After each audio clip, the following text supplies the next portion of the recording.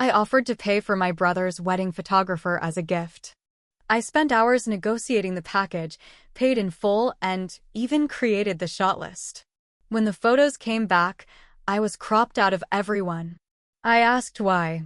He said, "We wanted it to look like immediate family only." I was his maid of honor.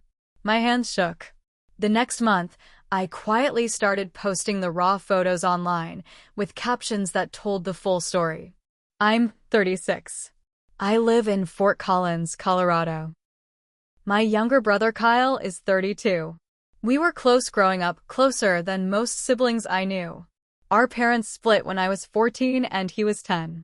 Mom worked 2 jobs after the divorce, and Dad moved to Texas with his new wife. That meant I was the one helping Kyle with homework, making sure he had clean clothes, fixing dinners out of whatever we had in the fridge. I never complained. I loved him. I paid for Kyle's SAT tutor. I helped him write college essays. I took him to campus visits when Mom couldn't get time off.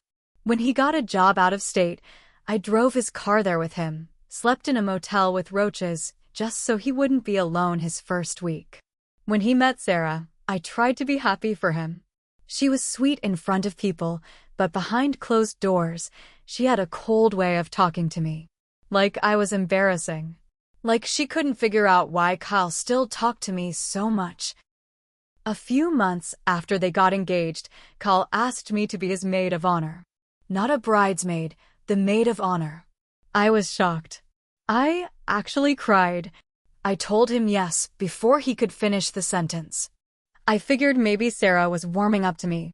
I offered to pay for something big. I told them they could pick. Kyle didn't even hesitate. He said the photographer. The package was just over $5,000. I negotiated it down to $5,400 with add-ons. It included an engagement shoot, all-day wedding coverage, a custom photo album, and digital rights to the raw images. I booked the photographer. Paid in full. No one thanked me with more than a short "appreciated." That stung, but I let it go. I spent hours helping plan the photo list. The venue was in Lyons, near Boulder. I sent notes to the photographer ahead of time. Group shots, couple portraits, family shots, special photos with grandparents. I even included a few notes like, "Make sure to get one of Sarah and her dog. He's very old and may not be around next year." Stuff that really matters. The wedding day was beautiful. The weather was crisp, the leaves golden. I helped Sarah get into her dress. She asked me to steam it that morning because her cousin was running late. I got blisters on my fingers from it. I didn't care. I stood next to her during the ceremony, held her flowers, fixed her veil 3 times, smoothed her dress before photos, helped the flower girl get her shoes back on after the ceremony, gave a speech. I joked, I cried. People clapped. A few people even told me I held the whole day together. When the photographer left, Kyle hugged me and said, "Couldn't have done it without you."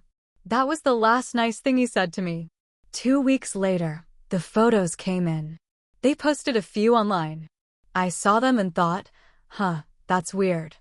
I don't see myself in any. Then more were posted. I still wasn't in them. I messaged the photographer. "Hey Dana, can I get access to the full gallery? Just curious to see the ones I'm in." She replied quickly. "Oh, Kyle said you didn't need access. He said you weren't in any of the final shots." I stared at the screen for a long time. I finally texted Kyle, "Why am I not in any of the photos?" No reply. Next day, I called. Kyle answered with a weird tone, like he knew what was coming. "Kyle." I saw the wedding photos. "I'm not in any of them." Long pause. He sighed. "Yeah, that's true. What the hell happened?" "Sarah, she wanted the album to be just immediate family.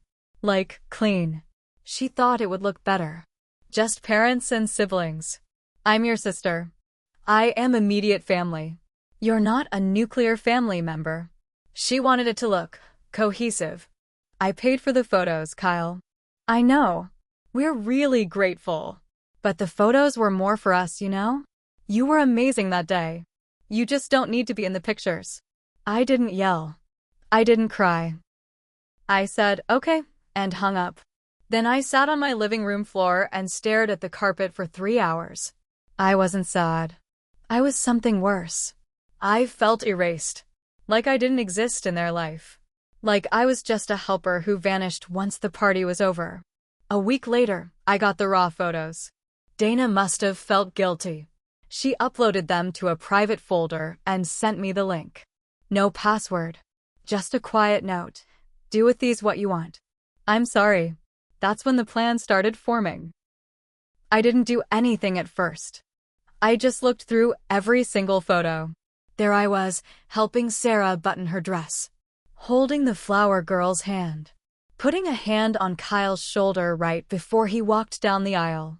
Laughing with our cousin Joe by the drink table. Toasting with the other bridesmaids. All there. All real.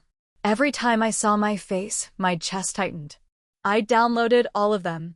Every single one. Then I picked 20 photos. The best ones. The ones where I was smiling, helping, supporting. The ones that proved I was there. I started a private Instagram account. No followers. No bio. Just the username at @TheraSaidMaidophoner. I posted one photo. Caption. I paid $5,400 for this photographer. I was the maid of honor. I'm not in a single album photo. They said I didn't fit the aesthetic. The next day, another photo of me fixing Sarah's train while she smiled at guests. Caption. She asked me to steam her dress that morning because her cousin was late. I burned my fingers. I never got a thank you. Then another. Each post got more likes. More comments. I don't know how it started getting around. Probably hashtags. Maybe someone from the wedding party found it, but it did. Within a week, I had 1,000 followers. Then 5,000. Then I posted a reel. Just a 30-second video montage of raw photos. Me holding Sarah's bouquet. Giving a toast. Standing next to Kyle. Fade to black. Captioned, I gave everything to my brother's wedding. They cut me out of the final album on purpose. It hit 100K views in a day. People were angry for me. Furious. The comments came in fast. Wow, they used you. Cutting you out after all that? That's disgusting. She doesn't deserve a sister-in-law like you. I didn't tag anyone. I didn't need to. People started figuring it out on their own.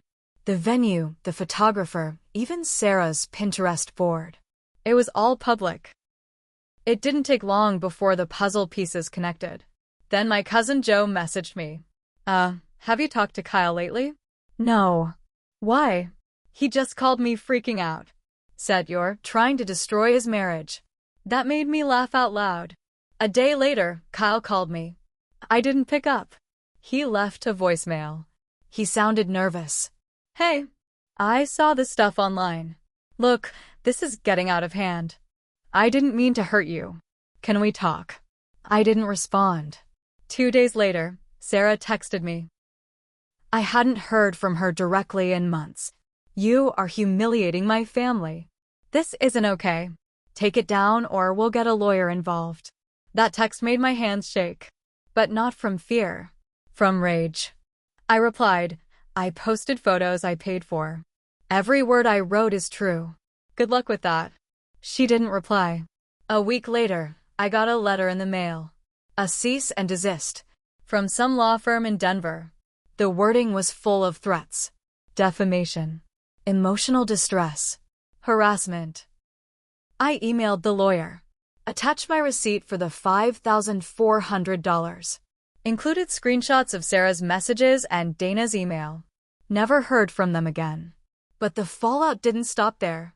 3 weeks after my last post, something unexpected happened. Dana, the photographer, reached out again. I didn't want to say anything before, she wrote, but you should know this. The day after the wedding, Sarah emailed me with detailed edits. She asked me to remove you from all formal shots.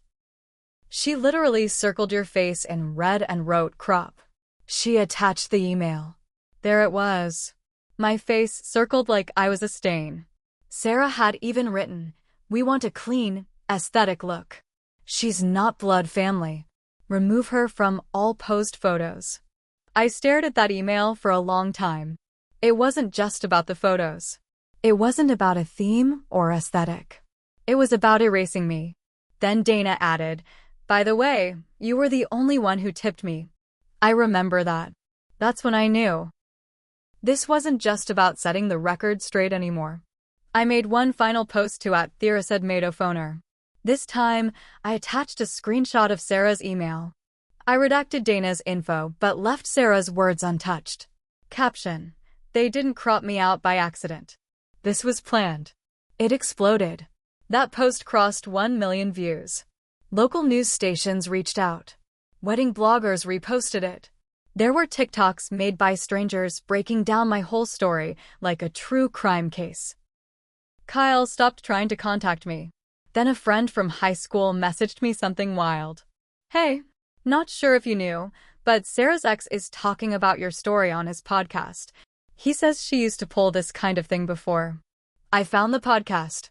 It was a niche relationship advice show. In the episode, the guy, Derek, said, "Yeah, I dated Sarah years ago. This doesn't shock me.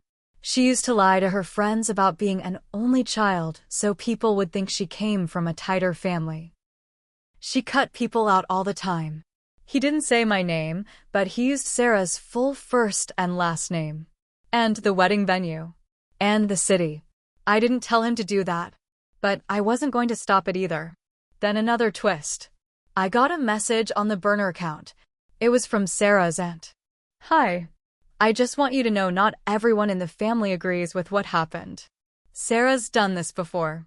She cut me and my sister out of her engagement party and said it was intimate only." I thought it was weird then. Now I know it wasn't just us. So, it wasn't just me. That week, I started getting calls from mutual friends. People who had been on the fence. Now they weren't. "I'm so sorry. I should have said something sooner. I can't believe what she did to you." I unfollowed both of them. Kyle didn't just lose me. He lost a few people he'd always relied on. Then it got even worse. Someone sent me a link to a wedding industry Facebook group. Apparently, a vendor had posted anonymously about a difficult bride who manipulated photo edits to hide family drama. People in the group guessed it was Sarah. Some were right. Turns out, Sarah worked for a marketing firm in Boulder. A very image-focused, social media-driven brand. One of their biggest clients was a wedding dress company. That week, her job removed her face from their Meet the Team page. Then the rumors started. I didn't know what I wanted anymore. I didn't expect any of it to get this big. I never planned to ruin anyone's life. I just wanted to feel seen. But by the end of that month, Sarah was practically invisible. The wedding dress company dropped her firm. Someone leaked the Facebook vendor post to her boss. Turns out the company didn't like working with someone who brought negative press. Especially not in the wedding world. I heard from another old friend that Sarah was put on leave. Kyle was quieter. He'd stopped calling, stopped trying. The only time I heard from him again was in a single email. It said, "This got way out of control. I didn't want to hurt you. But you went nuclear. You didn't just punish Sarah, you wrecked everything. Hope it was worth it." I didn't reply, but I sat with it. Thought about it. For a long time. Because the truth is, he wasn't totally wrong. I did go nuclear. And maybe I did wreck things. But I didn't do it for fun. I did it because I was done being invisible. I was done letting people use me and then erase me like I never mattered.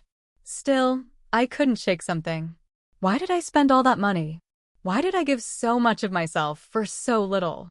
Why did I keep trying with Kyle year after year? Maybe I thought that if I gave enough, they'd finally treat me like I belonged. But I was wrong. In the end, I sold the story rights. A journalist reached out from a podcast network. They wanted to do a feature episode. I gave them everything. Emails, screenshots, the full timeline. They paid me $2,500. Not what I spent, but something. With that money, I took a trip to Oregon. Just me. I stayed in a little cabin near the coast. No phone calls. No social media.